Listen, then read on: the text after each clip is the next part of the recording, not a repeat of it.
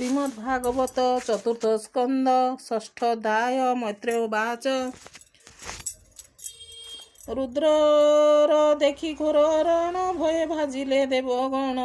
ଶୂଳ ପଟିଶ କୁନ୍ତସର ନିସ୍ତିଶ ଗଦା ମୁଦ୍ଗର। ଏ ଶସ୍ତ୍ର ଛାଡ଼ି ସର୍ବ ଅଙ୍ଗେ ଭୟ ଭାଜିଲେ ଦଶ ଦିଗେ। ଭୟ ସକଳ ଏକ ମେଳେ କମିଲେ ଗଗନ ମଣ୍ଡଳେ। ଛନ ବ୍ୟାକୁଳ ମନ ଦୁଃଖେ ବେଗେ ମିଳିଲେ ବ୍ରହ୍ମଲୋକେ। ବ୍ରହ୍ମାଚରଣ ତଳେ ପଡ଼ି ଦେବେ କହିଲେ କର ଯୋଡ଼ି। ବ୍ରହ୍ମା ଯେ ବିଷ୍ଣୁଙ୍କ ସହିତ ଏକଥା ଜାଣିଲେ ସମସ୍ତେ। ବ୍ରହ୍ମା ଯେ ବିଷ୍ଣୁଙ୍କ ସହିତ ଏକଥା ଜାଣିଲେ ସମସ୍ତେ। ଦକ୍ଷ ଯଜ୍ଞର ଏ ଘଟଣା ହୋଇବା ଜାଣି ବିଡ଼ମ୍ବନା। ସେହି ହେତୁରୁ ଦୁଇ ଜଣ ଯଜ୍ଞକୁ ନ କଲେ ଗମନ। ଏକଥା ଦେବଗଣ ଶୁଣି ବ୍ରହ୍ମା କହନ୍ତି ପରିମାଣି। ବ୍ରହ୍ମା ଉବାଚ। ହେ ଦେବଗଣ ଶୁଣ ଏହା ଅପରାଧର ଯେଉଁ କ୍ରିୟା। ବଳିଷ୍ଠ ଲୋକ ଅପରାଧ କରିବା ନୁହଁ ଇଟି ସାଧ୍ୟ। କଲେ ଯେ ପ୍ରାଣ ରକ୍ଷା ନୁହେଁ ଅଥବା ଅମଙ୍ଗଳ ହୁଏ। ଶିବଙ୍କୁ ଭାଗ ଯେ ନ ଦେଲା ତାହାଙ୍କ ଠାରେ ଦୋଷୀ ହେଲା। ସେହି ହେତୁରୁ ଶିବ କହୁଛୁ ଏକଇ ଉପାୟ। ସମସ୍ତେ ଯାଇ ତା ଚରଣ ପଡ଼ିଣ କରାଅ ପ୍ରସନ୍ନ। ତାହାଙ୍କ ନାମ ଆଶୁତୋଷ ଅବଶ୍ୟ ହେବେ ସେ ସନ୍ତୋଷ। ସାମାନ୍ୟ ଲୋକ ସେ ନୁହନ୍ତି କୋପେ ସମସ୍ତେ ସେ ଦହନ୍ତି। ଯଜ୍ଞରୁ ଉଦ୍ଧାରିବା ପାଇଁ ତାଙ୍କୁ ପ୍ରାର୍ଥନା କର ଯାଇ। ଆମ୍ଭେ ସକଳ ତାଙ୍କ ତତ୍ତ୍ୱ ନ ଜାଣୁ ଏହିଟି ନିଶ୍ଚିନ୍ତ। କିପରି ତାହାଙ୍କ ନିକଟ ପ୍ରାର୍ଥନା ପାଇଁ ହେବୁ ଭେଟ। ମୈତ୍ରେୟ ଉବାଚ। ଏହିପରି ଯେ ପଦ୍ମଯୋନି ସକଳ ଦେବ ସଙ୍ଗେ ଘେନି। ଦକ୍ଷର ଯଜ୍ଞଶାଳେ ମିଳି ଦେଖନ୍ତି ବ୍ରହ୍ମା ବନମାଳି। ଯଜ୍ଞ ବିନାଶୀ କୋପ ଭରେ ରୁଦ୍ର ଯେ ଗଲେ ନିଜ ପୁରେ। ସ୍ୱଭାବେ ତେଜ ପ୍ରମିତ ଅନ୍ତେ ଜଗତ କରେ ଗ୍ରସ୍ତ। ତାହାଙ୍କ ତେଜ ବଳ ତଥ୍ୟ କେ ତାହା ବନିବେ ସମର୍ଥ। ତାହାର ଅପରାଧ କରି କେ ବା ଥିବେ ଦେହ ଧରି। ଏବେ ସକଳ ଦେବେ ଶୁଣ କେ ଜାଣେ ଈଶ୍ୱର ପ୍ରମାଣ।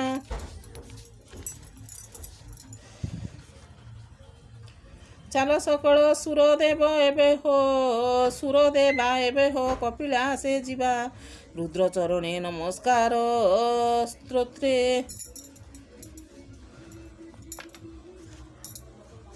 ସନ୍ତୋଷ ଦେବ ହର ଈଶ୍ୱର ଚରଣ କମଳେ ଶରଣ ପୋଷ ଏକ ମିଳେ। ମୋହର ବୋଲ ଏବେ କର ଅନ୍ୟଥା ନାହିଁଟି ନିସ୍ତାର।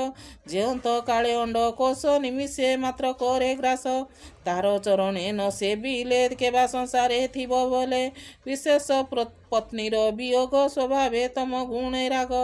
କଳ୍ପିଲା ଘୋର ରଣ ସରଙ୍ଗେ ଦକ୍ଷର ଯଜ୍ଞ ଅର୍ଥ ଭଙ୍ଗେ। କେବା ମିଳିବ ତାର ଆଗେ ମନ ତାହାର ବୈରାଗେ। ଯାହାର ମହିମା ବିଚାରିଣ ମୋ ଆଦି ସର୍ବଦେବଗଣ। ଏ ଯଜ୍ଞ ଆଦି ଯେତେ ମୁନି ସଙ୍ଗତେ ଦେବ ତତ୍ତ୍ୱ ଘେନି। କେ ଜାଣି ପାରିବ ପ୍ରମାଣ ଯେତିତି ଦେବ ନାରାୟଣ। ଏବେ ସକଳ ଚାଲ ଯିବା ଯେ ରୁଦ୍ର ଚରଣେ ପଡ଼ିବା। ସ୍ତୁତି କରିବା ନାନା ମତେ ଯେମନ୍ତ ଦୟା କଲେ ଚିତେ। ଏମନ୍ତ ହରି ପଦ୍ମ ଯୋନି ସକଳେ ଦେବଗଣ ଘେନି। ଅଗ୍ରେ ଚଳନ୍ତି ନାରାୟଣ ଯକ୍ଷ କିନ୍ନର ଋଷିଗଣ।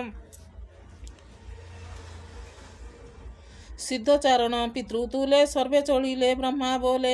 ଈଶ୍ୱର ଦର୍ଶନ ଆସେ ମିଳିଲେ କପିଳାସ ଦେଶେ। ସେ ବନେ ରସେ ସଦାଶିବ ତାହା ମହିମା କେ କହିବ। ବୃକ୍ଷ ଔଷଧ ତପବନ୍ତେ ଯେ ଯୋଗ ସିଦ୍ଧ ଯୋଗୀ ପତେ। ଯଜ୍ଞ କିନ୍ନର ବିଦ୍ୟାଧର ଗନ୍ଧର୍ବ ମୁନି ଅପସର। ସର୍ବେ ପଶନ୍ତି ସିଦ୍ଧି ବନେ ତରୁ କୋଟରେ ଯୋଗ ଧ୍ୟାନେ। ଅଶେଷ ମଣିରତ୍ନ ରେଖ ଶୃଙ୍ଗ ବିରାଜେ ଗିରିଶିକ। ଦେହେ ବିରାଜେ ନାନା ଧାତୁ କିଏ ଆନନ୍ଦ ରୂପ ହେତୁ। ବିରାଜେ ନାନା କୁଞ୍ଜଲତା କେ ତାହା ବନେ ସମରଥା। ଆନନ୍ଦେ ମହେଶ୍ୱର ବେଶେ କ୍ରୀଡ଼ନ୍ତି ନାନା ପଶୁ ରୋଷେ। ଅନେକ କନ୍ଦର ଗଭୀରା ବହନ୍ତି ପ୍ରସ୍ରବଣ ଧାରା। ରମଣ ବେଳେ ନାରୀଗଣ ରମନ୍ତି ଯେ ଯାହା ରମଣ। କୋକିଳ କେକି ନାଦ ବାଣୀ ଯେସନ ମନୋହର ଶୁଣି। କୋମଳ କଣ୍ଠେ ପଶୁ ଗଣେ ନାଦ କରନ୍ତି ଘୋର ବନେ।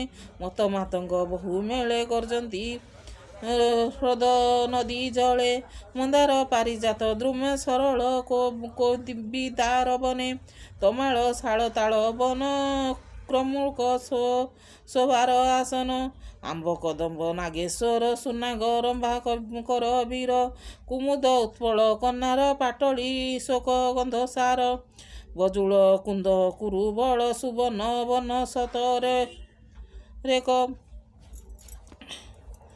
ଚିରବେଣୁକ ଜାତି ଯୂଥ ମାଧବୀ କନିଅର ବେତ ପଣସ ଉଦୁମ୍ବର ପ୍ଲକ୍ଷ ବଟତି ତିନ୍ଦୁକ ବ୍ରହ୍ମଦ୍ରକ୍ଷ ଅଗସ୍ତି ପନ୍ନାଗ ଚମ୍ପକ ଜମ୍ଭୁ ଖଜରୀ ସଫରିକ କାସୁରୀ ଅମ୍ରାତକ ବନ ଦେଖନ୍ତେ ମୁହେ ପ୍ରାଣୀ ମନ ବୃକ୍ଷ ଅଛନ୍ତି ନାନା ବନେ ଶୋଭନ କପିଳାସ ସ୍ଥାନେ ଗଭୀର ନାଦେ କୋଳାହଳ କ୍ରୀଡ଼ନ୍ତି ନାନା ଦିବକୂଳ ମୃଗବାନର କ୍ରୋଟ ଯୂଥ ସିଂହ ଭଲ୍ଲୁକ ସମଯତ୍ର ଗବୟ ବ୍ୟାଘ୍ର ରକ୍ଷ ଦଳ ଗୋରୁ ମହିଷୀ ଶଶାକୁଳ ଅନ୍ୟ ଯେ ମୃଗ ନାଭ ଆଦି ବସନ୍ତି କାମଦକ୍ଷ ଭେଦି ସୁନ୍ଦର ସ୍ୱହେ ରମ୍ୟ ବନ ଦେଖନ୍ତେ ମୋହେ ପ୍ରାଣୀ ମନ ନଦୀ ଯେ ନଦ୍ୟା ବେନି ସ୍ୱଭାବେ ପୁଣ୍ୟତର ପ୍ରାଣୀ ହେମନ୍ତ ବିଶ୍ୱନାଥ ବନ ଦେଖି ସାନନ୍ଦ ଦେବ କଣ ମନେ ବିସ୍ମୟ ପାଇ ବେଗେ ଦେବେ ଦେଖନ୍ତି ଚଉଦିଗେ ତାର ଉତ୍ତର କୂଳେ ଯାଇ ଅଳକାପୁରୀକୁ ହନାଇ ସୁଗନ୍ଧ ନାମ ବନ ଜହିଁ ହେମ ପଙ୍କଜ ବିରାଜଇ ନନ୍ଦା ଅଳକା ନନ୍ଦା ନଦୀ ବହନ୍ତି ନାମ ଦକ୍ଷ ଭେଦି ବିଷ୍ଣୁ ଚରଣ ରଜ ଲାଗି ସେ ନଦୀ ସ୍ୱଭାବେ ସୌଭାଗୀ ସେ ନଦୀ ଜଳେ ସୁର ନାରୀ ରମନ୍ତି ନାନା କ୍ରୀଡ଼ା କରି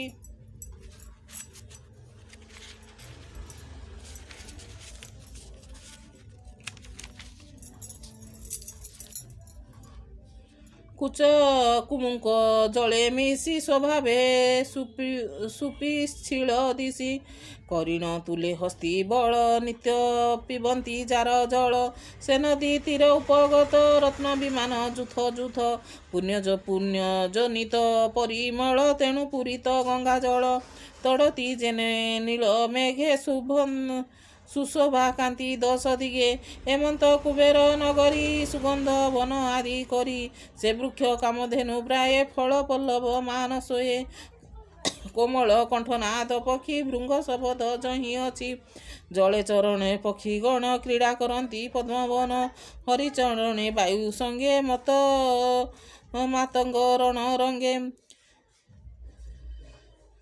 ବୈଦୁର୍ଯ୍ୟମଣି କୂପସ୍ଥାନେ ନିବଡ଼ ବନ୍ଧନ ସୋପାନେ ସ୍ୱଭାବେ ଉତ୍ପଳ ମାର୍ଜନୀ ବିରାଜେ ମନ୍ଦ ଗୁଣ ଘେନି ସେ ଯେ ବନେ ଜନ୍ମବଟ ବୃକ୍ଷ ଜହିଁ କିନ୍ନର ଗଣ ରକ୍ଷ ସତେ ଯୋଜନ ଉଚ୍ଚବ ହେ ସୁନ୍ଦର ରୂପ ଜନ ମୋହେ ଏ ବୃକ୍ଷ ଛାୟ ଦେହ ଲାଗି ପ୍ରାଣୀଏ ହୁଅନ୍ତି ସୁଖ ଭାଗୀ ଏମନ୍ତ ସର୍ବଦେବ ମାନ ମିଳିଲେ ଈଶ୍ୱରଙ୍କ ସ୍ଥାନେ ଦେଖନ୍ତି ବଟ ବୃକ୍ଷ ମୂଳେ ନିବନ୍ଧ ଆସନ ନିଶ୍ଚଳେ ସନକ ଆଦି ସପ୍ତ ମୁନି ସଙ୍ଗେ ଅନେକ ଶିଷ୍ୟ ଜ୍ଞାନୀ ଗୁହୁକ ରକ୍ଷକ ଅନେକ ସେ ଭକ୍ତି ଯୋଗ ଉପାସକ ବିଦ୍ୟା ତପସ୍ୟା ଯୋଗ ଆଦି ସକଳେ ଖଟନ୍ତି ସବିଧି ବିଶ୍ୱ ସୁହୃଦ ଜାମ ହିମା ସର୍ବମଙ୍ଗଳ ଏକ ସୀମା ସେ ପୁଣି ଅଭିଶକ୍ତ ଅଙ୍ଗେ ଯାର ଶରୀର ସିଦ୍ଧ ଲିଙ୍ଗେ ଜଟା ଅର୍ପଣେ ଖଣ୍ଡ ଭସ୍ମ ଦଣ୍ଡ ଯଥାଚରିତ ଇନ୍ଦୁ ଖଣ୍ଡ କୁଶ ଦୁଦରା ମଧ୍ୟେ ବସେ ପରମ ବ୍ରହ୍ମ ଯେ ପ୍ରକାଶେ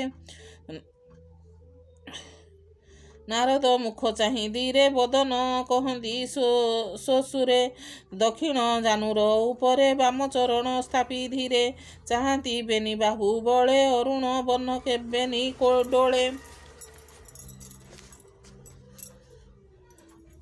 ସ୍ୱଭାବେ ତର୍କ ମୁଦ୍ରା କରି ସେ ରୂପେ ସଂସାର ସଂହରି ନିଶ୍ଚଳ ସମାଧି ଧାରଣ ଦେଖିଲେ ସର୍ବଦେବଗଣ ସର୍ବ ଋଷିଙ୍କ ସଙ୍ଗ ମେଳେ ଇନ୍ଦ୍ରାଦି ଦଶ ଦିଗ ପାଳେ ବ୍ରହ୍ମା ସହିତ ସର୍ବଜନ ଚାହିଁଲେ ରୁଦ୍ରଙ୍କ ବଦନ ଜୟ ଶବଦ କରି ତୁଣ୍ଡେ ରୁଦ୍ର ଚରଣେ ନମି ମୁଣ୍ଡେ ସେ ହରି ମନୁଙ୍କର ମନୁ ଭକ୍ତ ଚରଣ କାମଧେନୁ ଝାର ଚରଣ ତଳେ ଯାଇ ସକଳ ଶିର ହସ୍ତେ ଦେଇ ନମିଲେ ଈଶ୍ୱର ଚରଣେ ଦେବ କିନ୍ନର ଋଷି ଗଣେ ଆନନ୍ଦେ ବ୍ରହ୍ମା ନାରାୟଣ ନମିଲେ ରୁଦ୍ରଙ୍କ ଚରଣ ସ୍ୱଭାବେ ମନ୍ଦ ହସି ଅମୃତ ବାକ୍ୟ ମନ ତୋଷି ବ୍ରହ୍ମା କରନ୍ତି କର କହନ୍ତି କର ଯୋଡ଼ି ଚରଣ ପୂର୍ଣ୍ଣ ପଡ଼ି ବ୍ରହ୍ମା ବାଚ ତୁ ନାଥ ଜଗତ ଈଶ୍ୱର ସଂସାର ତୋର ଖେଳ ଘର ତୁ ଏ ଜଗତ ଜୀବ ଯୋନି ତୁଷ୍ଟ ସୃଷ୍ଟି ସଂହାର ମାୟା ଘେନି ତୁ ନାଥ ଜଗତ ଈଶ୍ୱର ନିର୍ଲୋପେ ବ୍ରହ୍ମ ନିରାକାର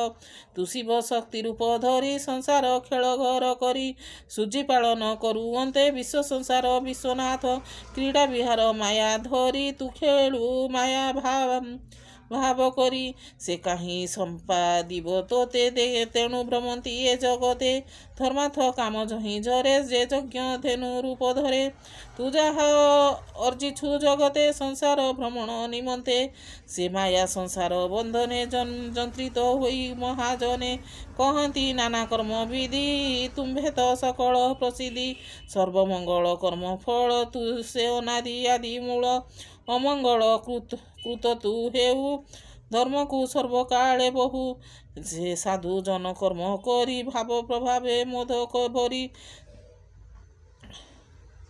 ସେ ଫଳ ତୋର ପାଦେ ଦିଅନ୍ତି ମାୟା ପଟକୁ ତରି ଯାଆନ୍ତି